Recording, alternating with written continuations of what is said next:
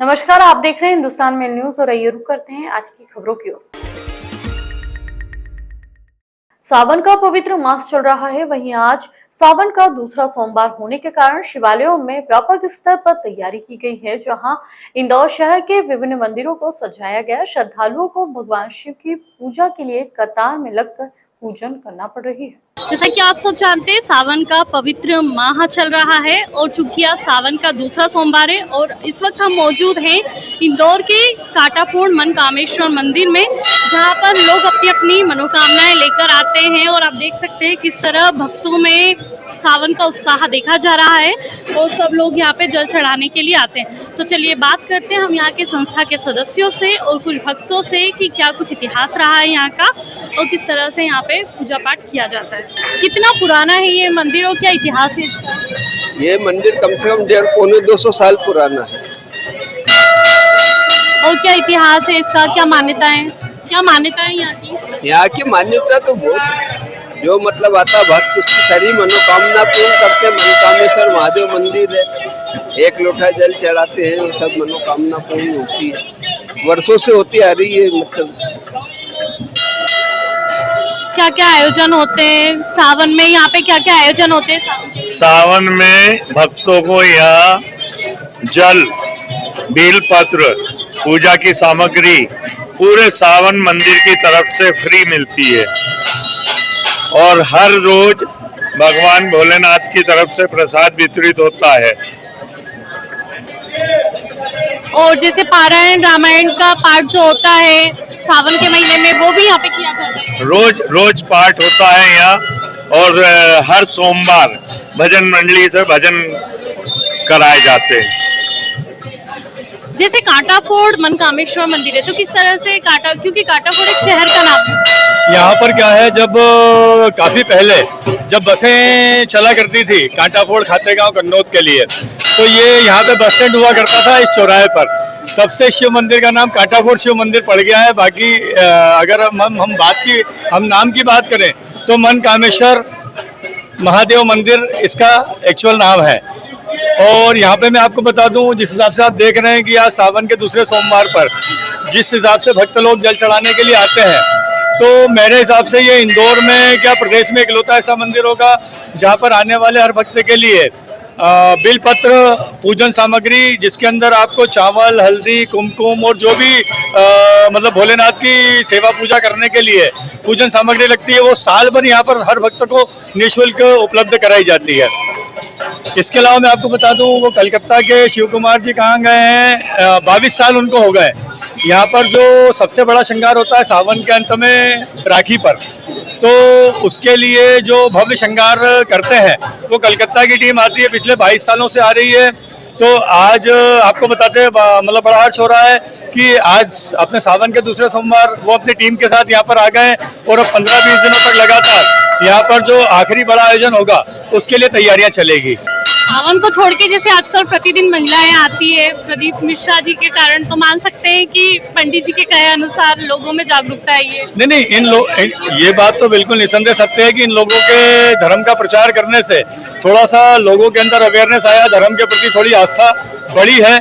हम किसी भी चीज़ का समर्थन नहीं करते, लेकिन इस चीज़ को बिल्कुल अप्रिशिएट करते हैं कि ये लोग जो काम कर रहे हैं सनातन को आगे बढ़ाने के लिए, ये बहुत अच्छी दिशा में जा रहा है। क्योंकि युवाओं में ज्यादा आजकल धर्म की चेतना देखी जाती है। नहीं, युवाओं में तो यूं भी शुरू से थी, युवाओं को अब नोटिस करने लग गए लोग।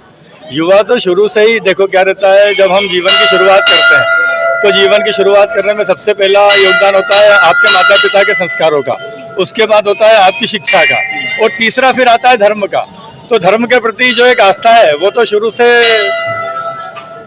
रहती है। जो बात आदमी है मंदिर में आज, तो इसमें 150-200 युवा है कि नहीं, तो आपको यही पता पड़ जाएगा, हमको स्पीच देने की जरूरत नहीं पड़ेगी। देखिए आप, जैसा कि आप देख सकते हैं कितनी भीड़ यहाँ पे और किस तरह से श्रद्धालु अपने अपनी मन की कामनाओं को लेकर मनकामेश्वर मंदिर आए हैं। और सबसे विशेष बात है कि यहाँ पे लोगों को बिलपत्ती उनके घर से नहीं लानी पड़ती, वो उनको यहाँ मिलती है, प्लस पूजा की सामग्री भी लोगों को यहाँ दी जाती है। तो चलिए हम बात करते हैं श्रद्धालुओं से। एक्सक्यूज मी, कितने सालों से आप यहाँ आ रही हैं? बहुत सालों, ज्यादा टाइम हो गया, मैं इधर ही रहती हूँ क्योंकि होता है शहरों में बेलपत्र को ढूंढना, क्योंकि मुश्किल से ये पत्तियां मिल पाती है। तो आप देख सकते हैं मनकामेश्वर मंदिर में यहाँ श्रद्धालुओं को मुफ्त में दी जाती है, ताकि वो आकर अच्छे से भगवान का पूजन अर्चन कर सके। और यहाँ पे किस तरह से पूरी पूजा सामग्री भक्तों के लिए उपलब्ध कराई जाती है, आप देख सकते हैं। इस तरह से हर कोने में डिब्बे रखे हुए हैं, ताकि जो भी भक्त यहाँ आए उनको अपने हाथों में घर से कुछ ना लाना पड़े और वो यहाँ के अच्छे से भगवान का पूजन अर्चन कर सके। और यहाँ जो अभिषेक के लिए पात्र, दूध, सब कुछ यहाँ पे भक्तों को दिया जाता है, ताकि किसी भी तरह की कोई बाधा उत्पन्न ना हो और भक्त अच्छे से आके यहाँ पे पूजा अर्चना कर सकें। तो आप देख सकते हैं किस तरह से यहाँ पे जल के अलग अलग पात्र भरे हुए हैं, कि कोई भी भक्त यहाँ आता है और उनको उठाकर और वो भगवान का जलाभिषेक कर सकता है। और जिस तरह से ये बड़ा सा पात्र एक भरा हुआ है, उससे जल अंदर लिया जाता है। आप देख सकते हैं कितना लोगों में उत्साह है। आज सावन का दूसरा सोमवार है चूंकि, और सावन के पवित्र माह में जलाभिषेक का विशेष महत्व माना जाता है। कितने सालों से आप यहाँ आ रहे हैं? क्योंकि आपकी एज देख के लगता है कि मैं 25 एक साल से आता हूँ, कंटिन्यू आता हूँ। और अपना बोले पे हमेशा श्रद्धा भक्ति से सुबह शाम पूजा पाठ करते हैं। जैसे मनकामेश्वर मंदिर है, तो क्या क्या मनोकामनाएं अब तक पूर्ण हो सभी चुकी की मनोकामना पूरी होती है। हमेशा सब जो भी आते हैं सब पार लगाते हैं भोलेनाथ भंडारी। जय भोले। इंदौर पुलिस कमिश्नर राकेश गुप्ता द्वारा शहर के तमाम पुलिस अधिकारियों के साथ मुख्यालय पर संयुक्त रूप से बैठक आयोजित की गई। इस बैठक के दौरान पुलिस कमिश्नर ने बढ़ते वाहन चोरी और आपराधिक घटनाओं को लेकर कार्रवाई करने के सख्त निर्देश दिए हैं। दरअसल शहर में बढ़ते अपराध किसी से छिपे नहीं है। दिन दहाड़े हुई बैंक लूट के साथ ही सोने मकान को चोरों द्वारा निशाना बनाया जा रहा है, तो वहीं सबसे बड़ी चुनौती वाहन चोरी की है। शहर के तमाम पार्किंग और सर्जरी और सोने स्थान के साथ ही घर के बाहर खड़े हुए दिन दहाड़े वाहन चोरी की वारदातों को अंजाम दे रहे हैं। इसी को लेकर महीने के आखिरी में पुलिस कमिश्नर राकेश गुप्ता द्वारा तमाम अधिकारियों के साथ ही संयुक्त रूप से बैठक की गई। इस बैठक में डीसीपी, एडिशनल डीसीपी, एसीपी स्तर के अधिकारी शामिल हुए। बताया जा रहा है कि जिन क्षेत्रों में वारदातें बढ़ी है, उसको लेकर पुलिस कमिश्नर ने अपने तीखे तेवर में कार्रवाई करने के आदेश दिए हैं और जल्द से जल्द अपराधियों को पकड़ने के साथ ही आपराधिक घटनाओं का खुलासा करने के भी निर्देश दिए हैं। पुलिस कमिश्नर राकेश गुप्ता का कहना था कि जिन क्षेत्रों में सीसीटीवी लगाना है, उनको चिन्हित कर जल्द सीसीटीवी लगवाए जाएंगे। तो वहीं दूसरी ओर वाहन चोरी की बढ़ती घटनाओं को अंकुश लगाने की बात भी कही है। आज क्राइम को लेकर हमारी मीटिंग थी और जिसमें हम सभी अधिकारियों के साथ अभी बैठक जारी भी रहेगी आगे भी। इसमें मुख्य रूप से आज जो हमारे मुख्य बिंदु थे वो सीसीटीवी कैमरे हम कैसे अधिक से अधिक स्थानों पे लगा सकें। उसमें सभी लोगों ने अपने अपने प्रयास से आम जनता से बात करके लगभग ऐसा मुझे लगता है कि लगभग 1500 ऐसे स्थान हैं जिनमें अभी नए सीसीटीवी कैमरे इंस्टॉल हुए हैं। आज़ाद नगर अनुभाग ने इसमें बहुत अच्छी कार्रवाई की है। इसके अलावा हम लोगों ने अपने मोटरसाइकिल वाहन चोरी पर रोक कैसे हम कर सकते हैं, इसके बारे में भी हमारी एक विस्तृत चर्चा हुई है। धारा 363 का जो पुराने आईपीसी के ऑफेंस है उसमें क्या निकाल अभी तक हमारा हुआ है, इस पर भी हमारी चर्चा। अभी बैठक अधूरी है, बैठक हमारी लगातार जारी है। 2019 बैच के इंटर्न डॉक्टर्स प्रदेश सरकार के खिलाफ लामबंद हो गए हैं, जिसकी वजह लगातार बिना छुट्टी के 12 घंटे काम करने के बाद भी उन्हें उचित वेतन नहीं दिया जा रहा है। कई बार संबंधित अधिकारी मंत्रियों को अवगत कराने के बावजूद उनकी मांगों को नजरअंदाज किया जा रहा है, जिसके चलते नाराज इंटर्न डॉक्टर्स ने सोमवार को काम बंद कर हड़ताल पर चले गए। इंटर्न डॉक्टर्स ने कहा कि उन्हें मात्र 13,409 रुपयों का स्टाइफंड प्रदान किया जा रहा है, जो कि अन्य प्रदेश की तुलना में आधा है। इतने कम वेतन में घर चलाने में भी परेशानी हो रही है। इंटर्न डॉक्टर्स ने सोमवार को एमवाय अस्पताल में रैली निकालकर प्रदेश सरकार के खिलाफ जमकर नारेबाजी कर प्रदेश सरकार से मांग की है कि उन्हें स्टाइफंड बढ़ाकर 30,000 रुपए किया जाए। साथ ही प्रदेश के सभी इंटर्न डॉक्टर्स को नियमित रूप से स्टाइफंड प्रदान किया जाए। इंटर्नशिप डॉक्टर ने प्रदेश सरकार को चेतावनी भरे लहजे में कहा कि यदि उनकी मांगों को पूरा नहीं किया जाता है तो आने वाले दिनों में वह अनिश्चितकालीन हड़ताल पर चले जाएंगे और मरीजों की परेशानी की जिम्मेदारी प्रदेश सरकार की होगी। इंटर्न डॉक्टर्स ने कहा कि इसके पहले भी सभी कॉलेजेस के डीन के माध्यम से स्वास्थ्य मंत्री को पत्र भेजा था और उसका जवाब नहीं आने पर 6 जुलाई को स्वास्थ्य मंत्री से उनके घर पर मुलाकात की, जहां पर मंत्री ने आश्वासन दिया कि उनकी मांगों पर विचार किया जाएगा, लेकिन अभी तक कोई निर्णय नहीं लिया गया। इंटर्न डॉक्टर्स ने कहा कि हम सबने 4.5 साल से कड़ी मेहनत से MBBS की पढ़ाई पूरी की, जिसकी फीस 1 लाख रुपए के हिसाब से 4.5 लाख रुपए थी, जो कि अन्य राज्यों के मुताबिक काफी ज्यादा है। फीस जो है 2019 बैच से डबल कर दी गई थी, लेकिन स्टाइपेंड में कोई वृद्धि नहीं करी गई है। 2014 में स्टाइपेंड 10,000 थी, उसको बढ़ा के 12,000 की गई। अभी हमारी 13,409 रुपए ही है, लेकिन हमारी फीस जस्ट डबल कर दी, उसके हिसाब से वृद्धि नहीं करी है। बाकी हम लोग जो है 6-6 घंटे डेली काम करते हैं। हमने नाइट ड्यूटीज भी करी हुई है, हम लोग नाइट ड्यूटी भी करे, दिन में भी काम करे, लगातार 24 आवर्स हमारी ड्यूटी लगाते हैं, पर हमको स्टाइपेंड एक दिन के हिसाब से 400 रुपए ही मिल रहा है, जो एक मजदूर से भी कम है।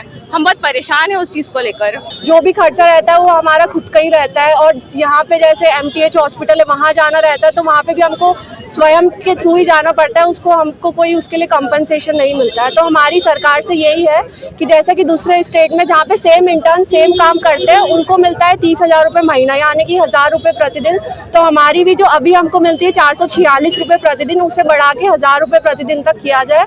हम लोग स्टाइपेंड की वृद्धि में डिमांड के लिए ये रैली निकाली गई, धरना दिया जा रहा था, और हम लोग इससे पहले 6 जुलाई को मध्य प्रदेश के उप मुख्यमंत्री राजेंद्र शुक्ला जी से मिले थे। उन लोगों ने हमको ये आश्वासन दिया था कि हमारे अपने स्टाइपेंड में इंक्रीमेंट किया जाएगा, लेकिन स्टाइपेंड में आज 23 दिन पूरे हो गए, कोई उसकी आश्वासन के बाद में उसका कोई उत्तर नहीं देगा। उससे पहले हम लोग भोपाल में भी उप मुख्यमंत्री जी से मिले थे, उन्होंने उसके बाद भी उसका कोई जवाब नहीं दिया। इंदौर के लसुड़िया थाना क्षेत्र स्थित फिर एक बार व्यक्ति की हैवानियत कर देने वाली तस्वीर CCTV कैमरे में कैद हुई है। पूरे घटनाक्रम में स्वयं की स्पोर्ट की एयर गन से स्वान को घायल कर दिया गया, जिसके कारण स्वान की मौत हो गई। पूरे मामले में जानकारी देते हुए एडिशनल DCP अमरेंद्र सिंह के मुताबिक लसुड़िया थाना क्षेत्र के सिंगापुर टाउनशिप में रहने वाले पंकज नामक व्यक्ति द्वारा एक स्वान पर स्पोर्ट्स में प्रयोग में आने वाली एयरगन के छर्रे से एक स्वान को गंभीर रूप से घायल कर दिया गया था, जिसके कारण स्वान की मौत हो गई। पूरे मामले में पीपल्स फॉर एनिमल संस्था द्वारा जानकारी लगी तो लसुड़िया थाने पर CCTV के माध्यम से शिकायत दर्ज कराई गई। पुलिस द्वारा इस हैवानियत को अंजाम देने वाले व्यक्ति पंकज पर वैधानिक कार्रवाई की गई, तो वहीं पूरी घटना के CCTV वीडियो सोशल मीडिया पर वायरल हो रहे हैं। जो टाउनशिप है उसमें कल शाम को लगभग 6-7 बजे के आसपास एक घटना हुई है, जिसमें एक वहाँ का लोकल रेसिडेंट जिनका नाम पंकज है, उनके आसपास कोई जो डॉग्स होंगे तो उनको वहाँ 4-5 डॉग घूम रहे थे घर के आसपास, और उसमें उन्होंने अपनी जो स्पोर्ट्स वाली जो एयर गन होती है उससे 3-4 को डॉग्स को उसमें मारा है, और उसमें एक डॉग की डेथ हुई है। तो इसमें जो प्रिवेंशन टू क्रूअल्टी एनिमल्स के लिए जो एक हेल्पलाइन है, उनके जो NGO की संस्था है उनके द्वारा इसमें एक FIR दर्ज कराई गई है, और पुलिस ने इसमें जो रेलिवेंट सेक्शंस है, धारा जो 11 prevention to cruelty to animals और 325 जो BNS है, उसके तहत अपराध पंजीबद्ध किया है। खंडवा के रहने वाले अभय तोमर की विगत समय में एक कार हादसे में मौत हो गई थी। इस मामले में कोर्ट ने मृतक के हक में फैसला सुनाते हुए मृतक के परिवार को बीमा राशि देने का फैसला किया है। खंडवा के रहने वाले अभय तोमर अपने दोस्त के साथ सनावत से खंडवा जा रहे थे। कार अभय का दोस्त चला रहा था। अचानक हादसा होने की वजह से कार पलट गई। इस हादसे में अभय तोमर की मौत हो गई। इस मामले में मृतक के बीमे की राशि को लेकर मामला कोर्ट में विचाराधीन था। मोटर व्हीकल एक्ट के तहत इस मामले में मृतक के हक में फैसला सुनाते हुए कोर्ट ने मृतक के परिजनों को 45,68,000 की क्षतिपूर्ति राशि के साथ ही राशि का 6% तक की दर से ब्याज देने का फैसला सुनाया गया है। इस प्रकरण में अन्य प्रकरणों से एक नवीन तथ्य ये प्रकट हुआ है कि जो इसमें ऑफेंडिंग व्हीकल है, जो गाड़ी है, वो कार इनकी माता जो है गंगोत्री तोमर जी के नाम पे है। उनकी माता के नाम पे गाड़ी थी, इस कारण से हमने उन्हें प्रतिपार्थी के रूप में संयोजित किया था। माननीय न्यायालय ने मृतक अभय तोमर को तृतीय पक्ष के रूप में स्वीकार किया तथा क्लेम याचिका में इनकी पत्नी, इनकी अभय तोमर जी की पत्नी जो है रुचि है प्रार्थी, इनकी बच्ची वर्णिका तथा इनके ससुर जी को हमने प्रार्थीगणों के रूप में संयोजित किया था तथा इनकी जो सास है गंगोत्री तोमर जिनके नाम पे कार थी उनको प्रतिप्रार्थी के रूप में संयोजित किया था। माननीय न्यायालय ने जो घटना को प्रमाणित मानते हुए गंगोत्री तोमर जी उनको भी इस क्षतिपूर्ति राशि में से राशि देने का निर्णय दिया है। मध्य प्रदेश का इंदौर शहर पूरी तरह से शिव की भक्ति में लीन नजर आ रहा है। शहर के विभिन्न हिस्सों से छोटी बड़ी कांवड़ यात्राएं निकाली जा रही है और इसी के तहत श्री वैष्णव बैरागी समाज संघ द्वारा देश के विभिन्न राज्यों से समाजजनों के साथ ही जय शिव के नारे के साथ ही कांवड़ यात्रा प्रारंभ की। इंदौर में कांवड़ यात्रा को लेकर अलग ही नजारा नजर आ रहा है। चारों तरफ श्री शिव की महिमा और जयकारे गूंज रहे हैं और इसी के तहत श्री वैष्णव बैरागी समाज संघ द्वारा लगातार 8वें वर्ष की यात्रा निकाली गई। यह यात्रा सुपर कॉरिडोर पर स्थित पवन टेकरी आश्रम से निकाली गई। ढोल नगाड़े और डीजे इस यात्रा में सम्मिलित हुए तो वहीं राजस्थान, गुजरात और उत्तर प्रदेश सहित कई प्रदेश के समाजजन इस यात्रा में प्रतिवर्ष सम्मिलित होने के लिए आते हैं। समाज के अध्यक्ष कृष्णादास वैरागी द्वारा बताया गया कि यात्रा का केवल एकमात्र उद्देश्य समाज को एकत्रित करना और धार्मिक कार्यों से जुड़े रखना है। यात्रा में मुख्य रूप से पूर्व राज्य मंत्री योगेंद्र महंत सहित कई समाज सेवी उपस्थित हुए। श्री वैष्णव बैरागी ब्राह्मण समाज संघ के द्वारा इंदौर के द्वारा आयोजित यह कांवड़ यात्रा जो है ये यहाँ हमारे रामानंद जी महाराज जो हमारे जगत गुरु हैं उनके मंदिर हनुमान मंदिर पवन टेकरी से प्रारंभ होकर यात्रा 60 फीट रोड अंबिकापुरी से होते हुए बड़ी माता चौराहे से होते हुए उज्जैन महाकालेश्वर मंदिर जाएगी, जहाँ पर ये यहाँ से जो हम जल लेके जा रहे हैं उसे वहाँ पर भगवान महाकालेश्वर सुबह समर्पित करके सुख समृद्धि और समाज की उन्नति के लिए वहाँ पे प्रार्थना करें। इंदौर में भारी बारिश के साथ ही आसपास के जो पिकनिक स्पॉट है वहां पर प्रकृति प्रेमी लगातार पहुंच रहे हैं और प्रकृति की सुंदरता को निहार रहे हैं, लेकिन कुछ अति उत्साहित युवाओं द्वारा जान को जोखिम में डालकर तफरी करने का प्रयास किया जा रहा था, जिन पर पुलिस ने प्रतिबंधात्मक धाराओं में कार्रवाई को अंजाम दिया है। दरअसल पूरे मामले में जानकारी देते हुए ग्रामीण डीएसपी उमाकांत चौधरी द्वारा बताया गया कि इंदौर ग्रामीण क्षेत्र के आसपास कई पिकनिक स्पॉट है जहां पर बारिश के मौसम में काफी हरियाली और ऊंचे पहाड़ों से झरने की शुरुआत हो जाती है, जिन्हें निहारने के लिए शहर के साथ ही आसपास के तमाम जिलों से भारी संख्या में पर्यटक पहुंचते हैं और कई बार हाथों की शिकार भी और कई बार हादसों के शिकार भी हो जाते हैं। इस बात को ध्यान में रखते हुए ग्रामीण पुलिस द्वारा बारिश की शुरुआती दिनों से ही अभियान शुरू किया गया था, जिसमें तमाम हादसे वाले स्थानों पर रेलिंग लगाने के साथ ही चिन्ह लगाए गए थे ताकि किसी भी पर्यटक के साथ कोई हादसा ना हो। और उसके बावजूद भी कुछ युवा अति उत्साहित होकर हादसों वाले स्थान पर घूमते हुए पाए गए, जिनसे सिमरोल के तिंचा फॉल में कार्रवाई और मानपुर में एक कार्रवाई की गई, जहां पर शीतला माता वाटरफॉल पर कुछ युवा घूमते हुए पाए गए। तो पूरे मामले में बताया गया कि पहले यहाँ 188 आईपीसी की धारा में कार्रवाई की जाती थी, लेकिन अब बीएनएस के तहत 223 धारा के तहत कार्रवाई की गई है। कि जो भी ऐसे पर्यटक स्थल हैं जहां पर सीमा बनाई गई है और बाउंड्रीज हैं या चेतावनी के बोर्ड भी लगाए गए, उसके बावजूद भी उनसे आगे जाकर खतरनाक स्थानों पर लोग जा रहे हैं और अपनी जान को जोखिम में डाल रहे हैं। ऐसे कल 4 लोगों पर इंदौर की पुलिस के द्वारा कार्रवाई की गई है, जिसमें 3 तिंचा फॉल में सिमरोल थाना एरिया में और एक मानपुर थाना क्षेत्र का जो शीतला माता फॉल है वहां पर एक व्यक्ति के विरुद्ध कार्रवाई की गई है।